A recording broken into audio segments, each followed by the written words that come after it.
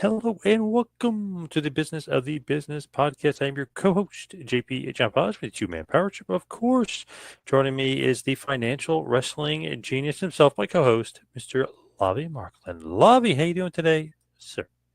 Doing good, John. I was just thinking about episode 228. So on the road to 250, we have to think about how to celebrate.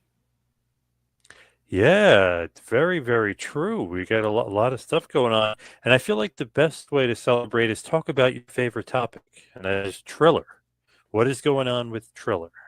Yes, John, we'll save here and there till the very end. Yes, that's Um, my favorite. Yeah, yeah. so as we record this, I guess in a practical sense, Triller's week on Wall Street this week, as compared to last week, is actually rarely positive, meaning that um, last week we had the TNA business special with the breaking executive news, and I had grabbed a screenshot of, I think the stock was about 0.57, so like 57 cents. Then it was up all the way to about 76 cents, dropped down. It was up like 17% one day, then back down again. Now it's at 61 cents. So um, with the market not looking good, not a bad week for them, but relatively so, they are not doing well in terms of the stock market since the merger. So in the last 6 months, they're down 90%. So Grok, so just one Grok reference this week. I had Grok sort of sort out what's going on with their stock and why it's been down, and a little bit of perspective here. So Triller went public on October 15th. It seems like more recent than that, but so 6 months, right? So a good time to look back. Through a merger with the AGBA. At the time, the combined company was valued at approximately $4 billion. And stock debuted at $5.60. So it's at 60 cents now. It debuted at $5.60. Excuse me. However, since then, the stock has experienced a significant decline, trading at much lower levels. So what's going on? Market perception and post-merger performance. When Triller began trading, its stock saw an initial spike, actually all the way up to 652, but quickly fell. The early drop suggests investor enthusiasm waned shortly after the debut, possibly due to skepticism about the company's ability to meet the high expectations. The current market cap, hovering around 140 to 166 million, reflects a stark disconnect from that initial valuation, indicating that the market has not sustained confidence. So a $4 billion valuation to 140 million. Financial struggles pre-merger. Prior to going public, Triller and AGBA showed signs of financial strain, legal and operational challenges. So there had been reports of late payments to places like Sony Music and Universal Music Group, which damaged its reputation. Once you start having late payments to some of the big boys in media, you can start getting hit with a lot of legal and financial difficulties. Diversification versus focus. Triller Group's business spans social media, the Triller app, live streaming events, Triller Fight Club. We haven't heard about the Fight Club thing in a while. Financial services and other venues like influencer marketing and sports content. So that was kind of weird, like with the merger, that AGBA, financial services, technology, was like unclear what that means exactly, at least to me. And then Triller sort of had this streaming music creator thing, broader market dynamics, challenging environment for technical and sentiment factors. Post-NX and stock and analysis platforms have described Triller as volatile and bearish. So that's based on predictions, which have mostly come true. So Triller also, and they had posted about having their CEO and CFO at Mar-a-Lago recently. Now at an exclusive luncheon. Now, I don't know how they got there. There was no pictures with the president, but I heard that you can purchase the ability to go to an exclusive lunch at Mar-a-Lago as a business person or otherwise. So I don't know how they got there. I'm not saying that they bought their way there, but a nice photo op. They had a picture in front of Trump in a white sweater and a bust of him recreating the scene after he raised his arm after getting shot and so on. But all of this is to say that for the most part, the world of pro wrestling isn't talking about it. Fight Opinion picked up on it a little bit, but before the merger, they were in, well, I don't know. Well, yeah, Triller was in a difficult space before the merger. The Triller app and the fight seemed to be, we don't know if it was profitable or not, but it seemed to be doing its thing. But they raised some money from that. But now the stock has gone down so much, it just makes me question again, like, is it sustainable? Will we have the Triller app, the fight infrastructure in 6 months or a year? There still hasn't been, as far as I'm aware, a quarterly report. That probably would have come out in the last 2 weeks, but I haven't seen that. So we have to learn more. But the infrastructure for pro wrestling outside of the big two in the U.S. and outside of the U.S., outside of the big one, because AEW is somewhat reliant on them. New Japan is as well for some of their distribution. We saw with AEW the estimates that it's not a tremendous amount of money, but in terms of getting into a variety of markets. So it could really be disruptive to the world of pro wrestling if Triller goes away. No one said that it is, but you just have to look at the financials now that it's public, or at least the value of the stock. And when it goes from a high of, what was it, $6.50 to now 60 cents, right? That's certainly cause for alarm. So what is going on in the world of MLW, Major League Wrestling? So in the sense, I could be making a mountain out of a molehill here, whatever it may be. Wrestling companies change venues, not all the time, but for different reasons, it can happen. From the extreme of WrestleMania 7 to just logistical reasons and so on.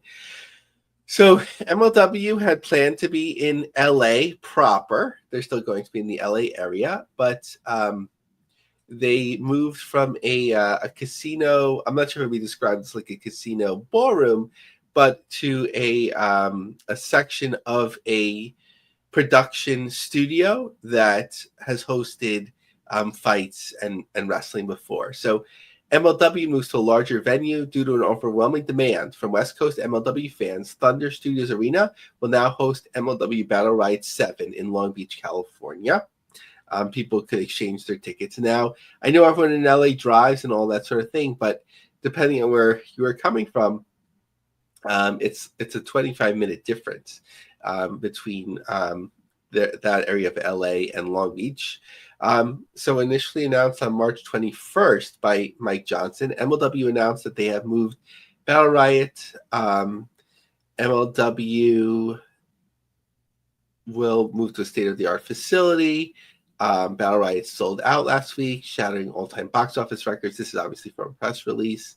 With West Coast fans flooding MLW with requests after missing out on tickets, the league moved quickly to upgrade to a larger destination to meet demand. So in terms of,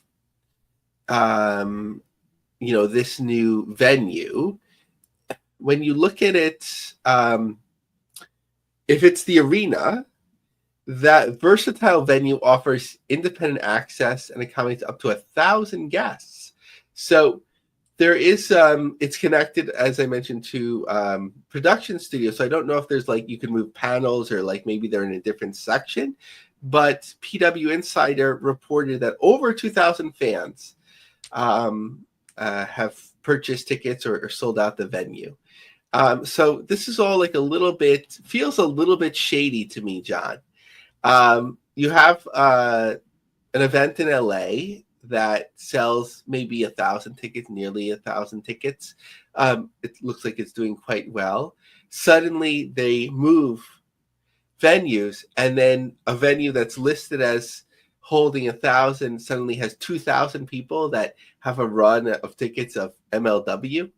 To me, like, it feels like a PR thing, like trying to make the promotion sound hotter than it is. Something with, and I don't know, it could obviously just speculation here, having some fun, but with the MLW tickets, the way they move, it just doesn't seem to correlate to interest in the promotion.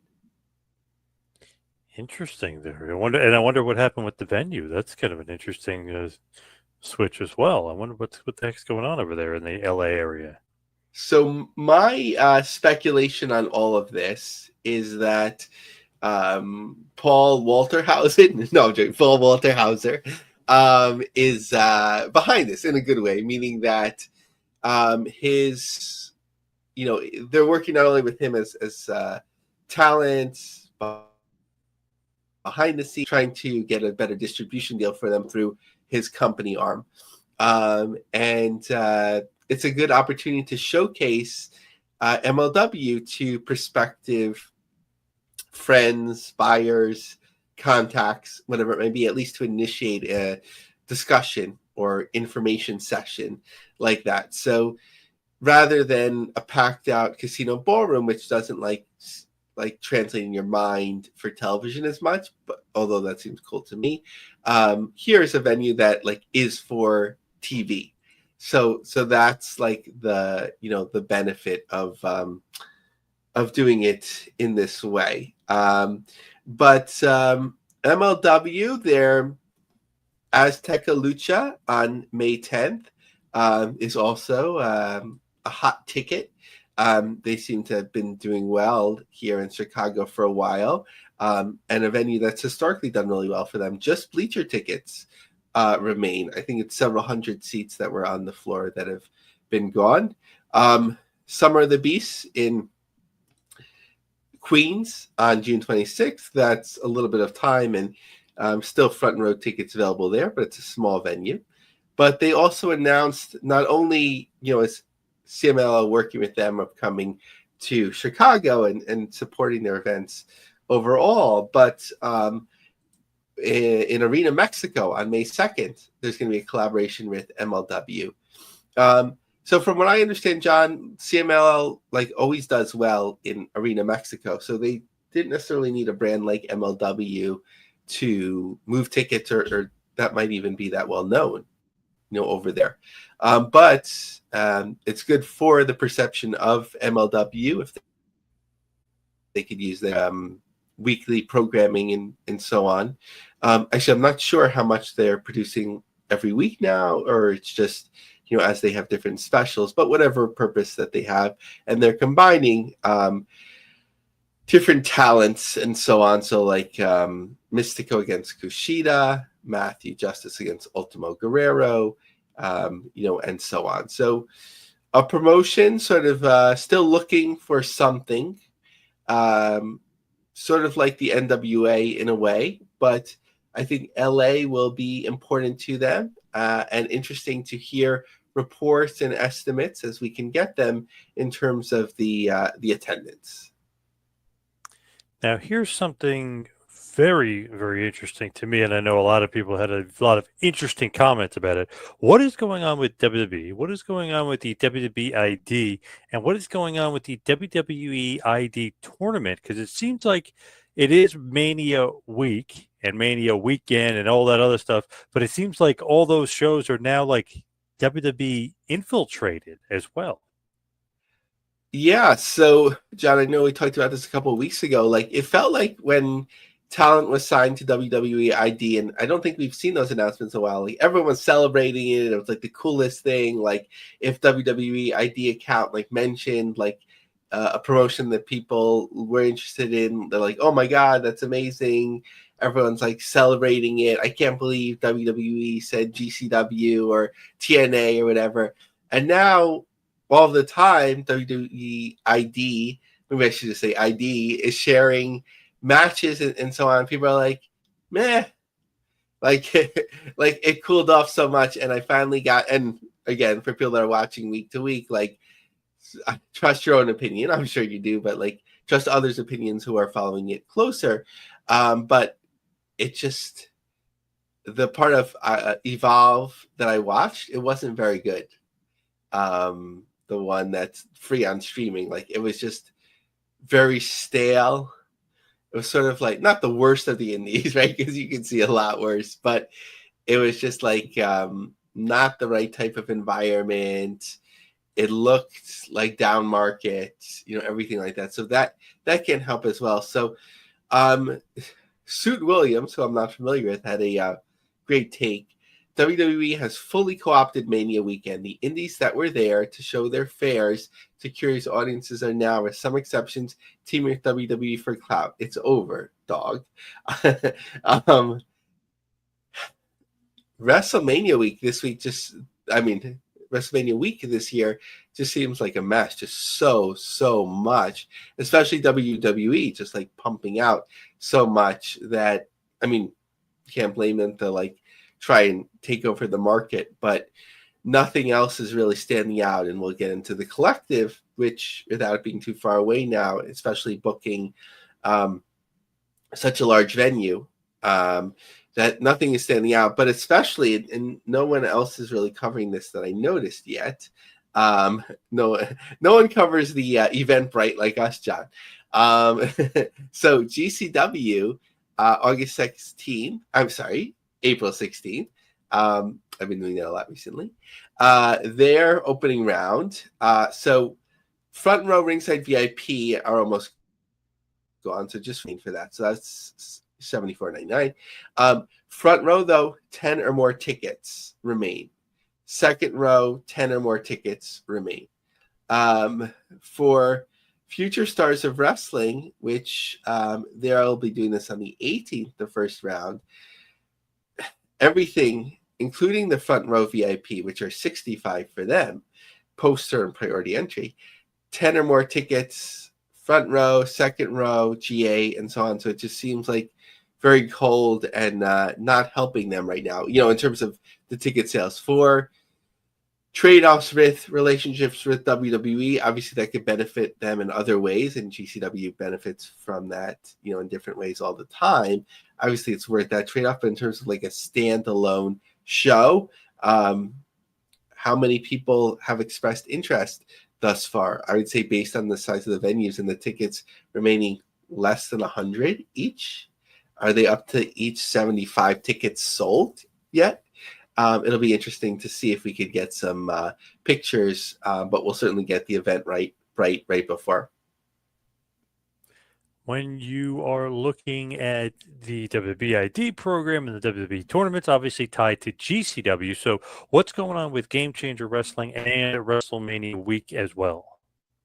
Yes, so Game Changer Wrestling, the collective, just to put this in perspective, they're renting out a venue that obviously you get a price break, right? Because it's only over, what was it, 2 or 3 days? I think just 2 days, right? But you're running it multiple times. So just in terms of the potential capacity, we talked about the Hammerstein Ballroom. You're running a venue slightly bigger than the Hammerstein Ballroom, 7 times with partners, right? So what are they actually doing? And to me, thus far, it has to be disappointing. Obviously, it's not over until it's over. But let's see what's going on. TJPW, 11 a.m., 619 tickets distributed. DDT, 451. Joey Janela's Spring Break, obviously this will stand out, 1,078.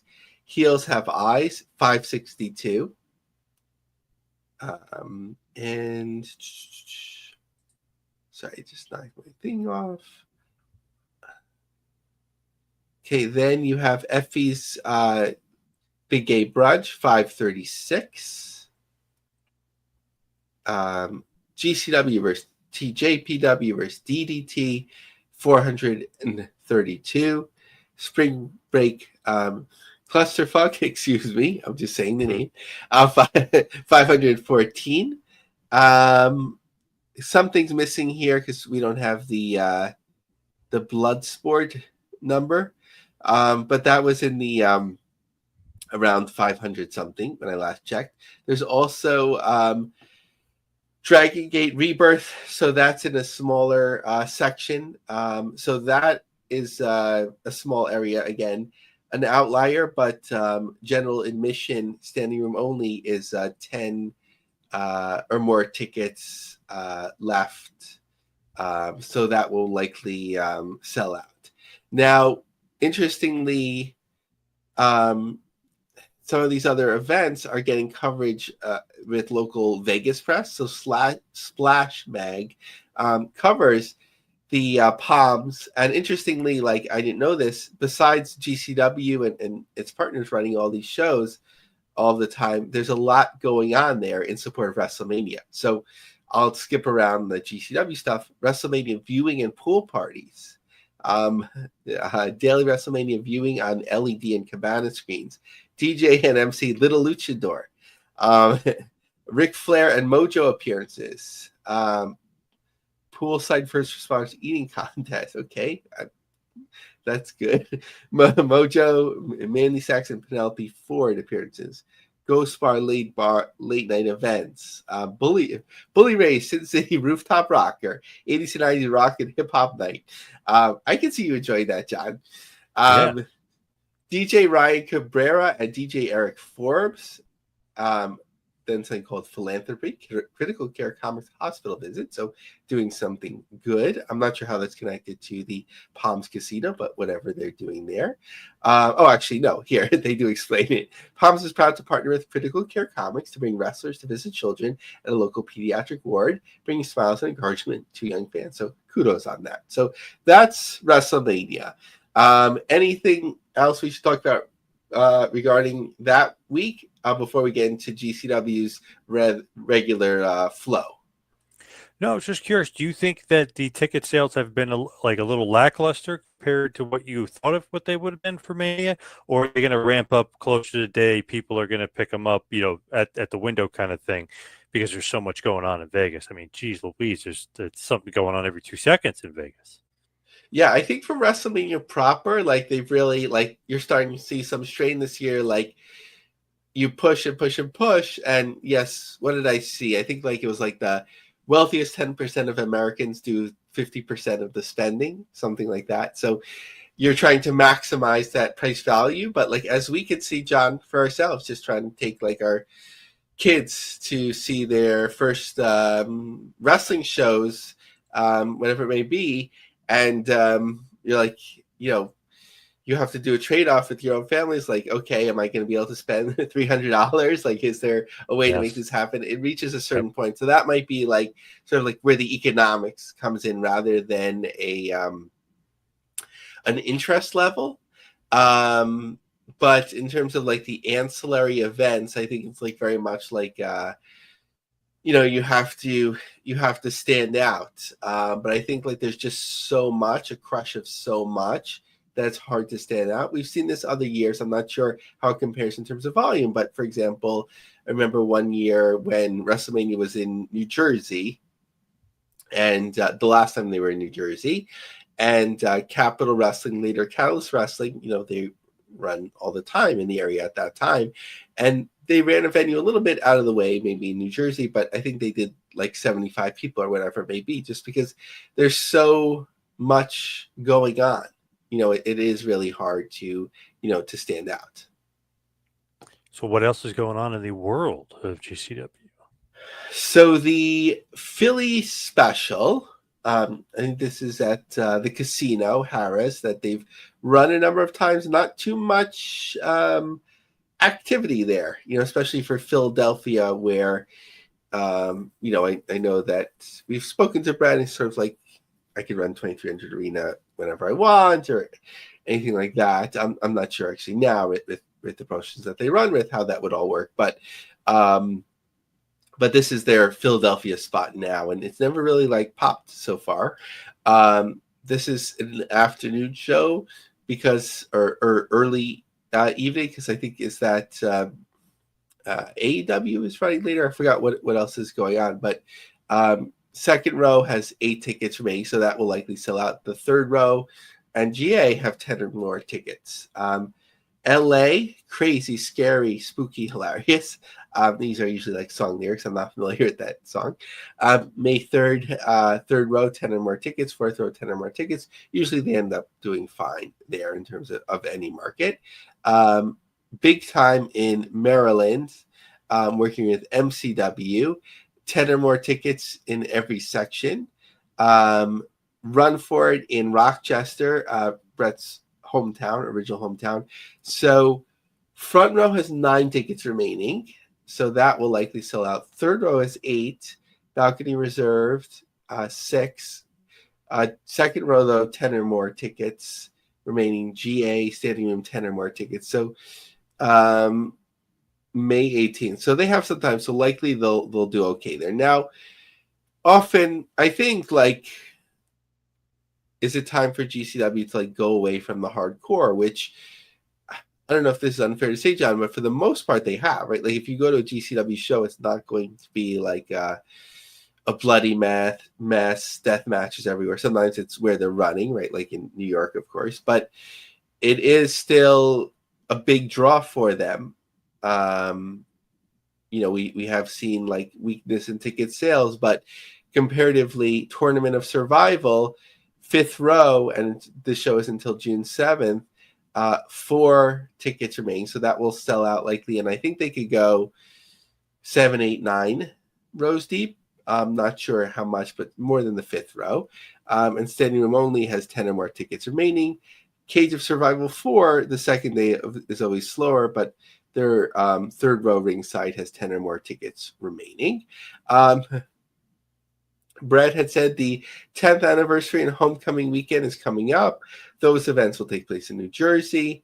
I feel like we also need to celebrate in LA. What should we do? Any cool spots in LA to consider? So that would be interesting because the Ukrainian Culture Center is a good regular stomping ground for them. Brett's talked about how profitable it has been for them.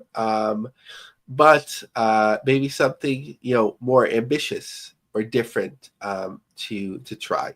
So just running down their events. Sometimes in the graphics they cover a number of events that they don't mention yet in terms of tickets being on sale. So it's a good spoiler for that. So what we talked about, April 6th in Philadelphia at Harris. So they are a 3-day run at the Palms Casino Resort, 17th to the 19th. May 3rd in LA, Ukrainian Culture Center. May 4th in Portland, the Hawthorne Theater. So that's an interesting one.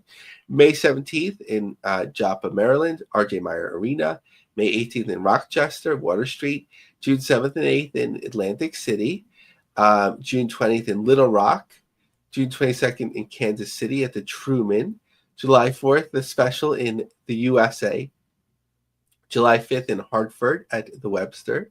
July 11th in Dallas. July 19th in Brooklyn in the Cyclones Maimonides Park. July 28th, 29th, and 30th in Tokyo.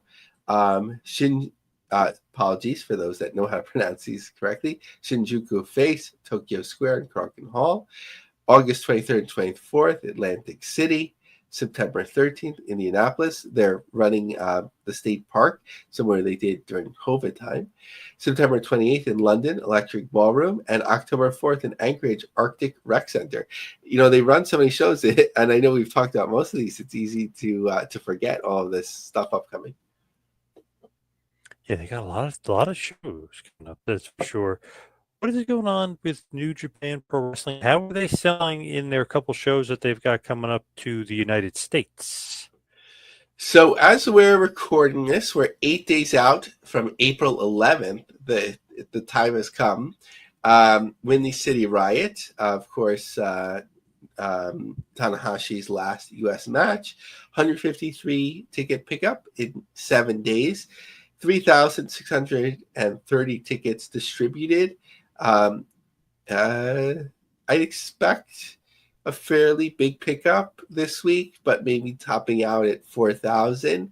But I don't think they would need to set up more than the 4,500 seats. So I think that's a good win for them. Maybe in the end, a little bit disappointing because it was just last year that Windy City Riot did 5,283, but given the current market, especially if it wasn't on Ishii's retirement, that would be quite strong, as it's very hard to draw even over 2,000 or 2,500 people outside of WWE, AEW, or like a little person show in Staten Island ballpark or something like that. New Japan Resurgence in Ontario, California. That's more like a realistic New Japan number in the US right now. Tickets distributed 826 with a setup of 3,721. What about NWA? Seems like they're doing something a little bit interesting there with the power play, if you will, the NWA power play. What's up with NWA? Yeah, so this caught me by surprise right before we started recording. They tweeted out Saturday at midnight Eastern Standard Time, NWA Power Play returns to the NWA YouTube channel. So I don't know if there was, maybe there was, with a celebration of the Lightning One era of the NWA. So that's the modern era. So a little bit more explanation of what power play is.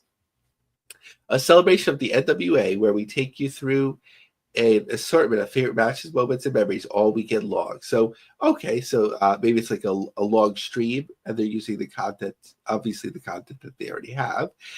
So it just was a reminder to me to be like, okay, what have they been up to on their YouTube? Because similar to MLW, they've prioritized it, they haven't, and so on. They have 312,000 subscribers. Their grade is a C+. So 312 is not that much growth, I would say, in the last year or two. So stagnating would be my take on that. The Crockett Cup is their most notable show upcoming at the 2300 Arena on May 17th. Again, front row gone, and then a few tickets here and there. And then just sort of indicative of their territories, who have shows coming up: Wrestleversary, Fayette, Missouri, NWA JCP, Decatur, Tennessee, April 4th, NWA WLW Spring Breakout, April 5th in Troy, Missouri, NWA KFW, Maryville, Tennessee, April 18th, NWA Exodus, the boys are back in town, Cleveland, Ohio. So this reminds me, like, I remember being at a friend's house in the late 90s, and well, about the time that NWA appeared on WWF Raw at the time, and I was just curious, and like I didn't have the internet at my house yet, so I just Googled it, and then I found the NWA's website, and I was like, oh my god, like there's this promotion still exists, and you know this territory and that territory, and I I feel bad, but I used up all my friends' color ink cartridges because I was just like printing out the pages to review it at home later. But it sort of reminds me of where the NWA still is, especially with its territories. Like, okay, you have like a hodgepodge of territories, but like, how does it all like make sense and come together? And besides sort of like seeding talent here and there, and some of the top stars from those territories, especially the owners, who are some of whom are wrestlers when they come to the power programming. But John, I was thinking about like companies working together and so on, and so many are under WWE's umbrella right now, and even NWA is getting Natty Neidhart, so maybe you could classify them in that way, and they want to keep good relations. But MLW is sort of like, in the U.S., on its own. Yes, they have the CMLL relationship. They have the on again, well, not on again, off again, but like warmed up and then cooler with New Japan. That with the NWA and MLW, both are sort of looking for a direction. I know you have a lot of egos there and different celebrities and so on. I'm wondering if like it would make sense for them to try and align a little bit more. What do you think? That wouldn't be bad. A little LW NWA team up. That would not be a bad idea at all, especially if maybe NWA might feel like they might be stagnating a little bit. Change it up, shake it up a little bit. Add some MLW to the flavor there. Yeah, I think you'd have to have like that openness, like in terms of philosophy and like find like a common ground, something like that. I'm not sure if like a feud works is as appealing anymore, but something like in terms of collaborating. What in the world is going on in TNA? Seems like they're busy, busy, busy. Yeah, at least a quieter week though this week. No one Yeah, definitely. else was moved from their position that we're aware of. Somebody did get promoted, I saw, but uh, they're not necessarily a public figure, so we don't need to highlight it too much. But obviously, with this movement, people take on additional responsibilities. But it's good to see internally people can grow too. Ariel Scherer did grow over a number of years. Unfortunately, not with the outcome I would think that he would hope for at the end. TNA Wrestling Slammiversary. So tickets distributed 42 since the last update 7 days ago, 2,512. So chugging along there. Now, you can't say UBS Arena is not supporting them. They just put out like a whole video with Casey Navarro, Joe Henry, and Masha Slamovich through their social media pages. Now, interestingly, and working for a college myself, I understand that an article covering something that happened a month ago takes time to come out and wouldn't necessarily come out, like a news site story. So Full Sail University covered the TNA tapings from February, and there were some interesting pieces.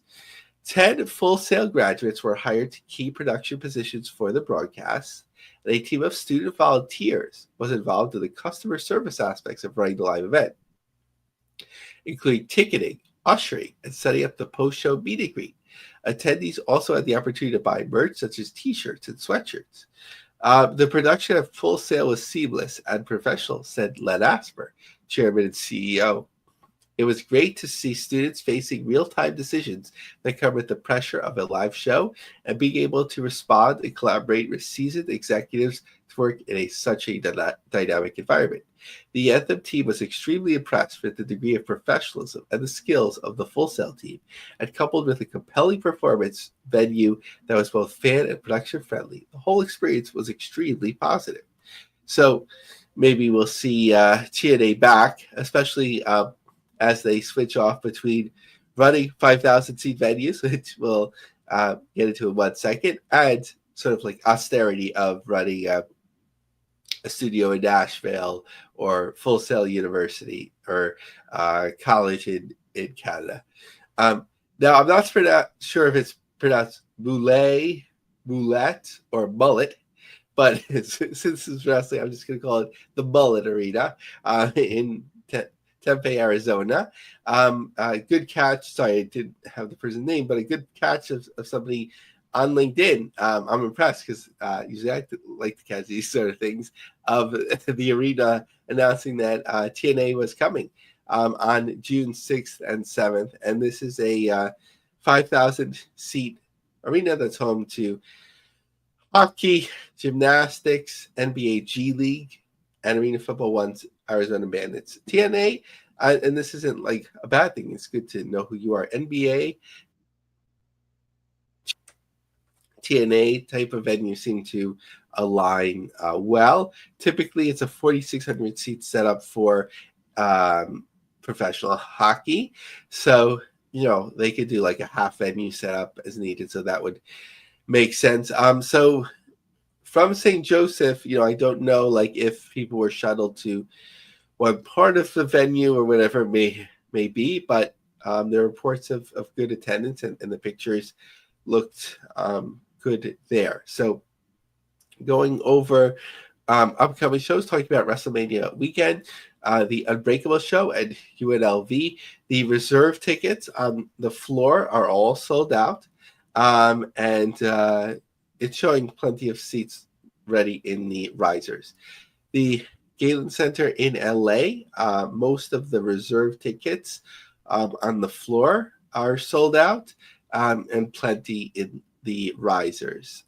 Irvine, California, a fair amount still available. on the floor. Brampton, I would say, is looking like an early win for the company as they point towards this May 24th date. Obviously, one's important to Len Asper, where his newly purchased minor league basketball team plays, as we covered extensively here, the CAA Center. So I think this will end up being a strong attendance. So obviously, sort of like a home court advantage there in a way. So I know this is obviously my favorite topic, but you need to discuss here and there. What is going on? Yeah, John, do you remember Tarantula? That sounds so familiar. Why does that sound so familiar? Okay, so most likely, and this would be the context that I would know him for two reasons. One, being a mainstay in Pittsburgh, like reading any, not any, but number of After magazines, his name always like floated through, whether it was in the results section or whatever it may be. And he did a little bit of enhancement work for WCW. So, Okay, yes. a story that's unfortunately sad includes Tarantula. So let's get into it. This is from the Tribe Live by Paula Reed Ward. A woman who attended the Brawl Under the Bridge, I like that name, wrestling event last summer in Homestead is suing the promoter and two participants, alleging her leg was broken when motorcycles they drove as part of their entrance skidded into the crowd. Stephanie Mira, a former journalist, an online news organization in Pittsburgh, filed her complaint in Allegheny County Commons against David Yunkins Sr., a Moon Hall councilman who wrestles under the moniker Tarantula, and his son David Yunkins Jr. Mira is also suing Keystone State Wrestling Alliance and its producers, Sean Belsterling, Robert Orquist, Justin Smith, and Louis Zygmunt. This was not a freak accident. It was a preventable catastrophe, a failure of planning, risk assessment, and basic judgment. A message left with the Wrestling Alliance was not immediately returned. Eugen Jr. also did not return a message. His father said Tuesday he had not seen the lawsuit and could not comment on it. However, he said that he and his son drove the motorcycles into the event that evening and they hit gravel. When you hit gravel, it's like hitting black ice. It was a very awful experience. There were people that got hurt. Mira's complaint alleged that she was at the July 13th event as a journalist and recorded video of the motorcycle's entrance, including when she was struck. Mira, who is from Pittsburgh, I was wondering why she was, I mean, everyone can enjoy it, but based on the way they were describing her, it didn't seem like something that might appeal to her. But wrestling's for everyone. Mira, who is from Pittsburgh, said she fractured her left tibia, the shin bone, which required surgery. She said she was unable to bear weight for an extended period of time. According to the lawsuit, when it was time for Yunkins Sr. to enter the area, he emerged from behind a row of 3 porta-johns. That's very, very independent wrestling. Revved his engine and accelerated towards the crowd, but realizing the danger, it continued. He laid his bike down, skidding into multiple spectators.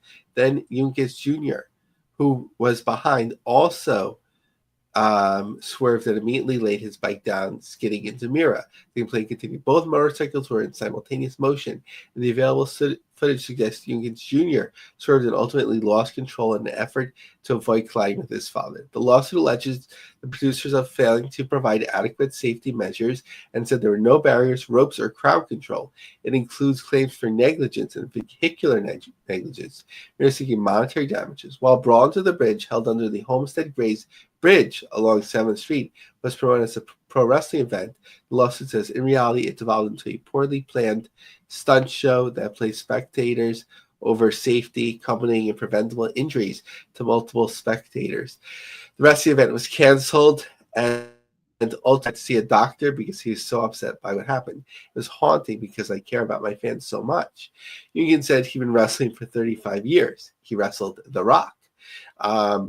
At 62, this was his last year of wrestling and so on. Not sure if this is related at all, John, but I think the promotion there, Keystone, they were winding down their events as well. And an interesting one here, and a really, I think a smart way of promoting sort of like nostalgia in current wrestling Impact Pro Wrestling to unleash excitement at Memorial Auditorium. A 1970s wrestling match in Memorial. Okay, so there's been wrestling in this venue in Iowa had been for many years. Over its long history, Memorial Auditorium at 200 North 4th Street has been host to many events. Residents are familiar with graduations, trick-or-treating, and so on. Some might not know that it's for its history in wrestling. In Memorial Auditorium, Fez defended his title in 1949, and Andre thrilled fans in the 70s. On March 29th, as of the time that this was being written, Impact will host a competition there. Describes the night's lineup as one. Let me just skip through the talent to the interesting part.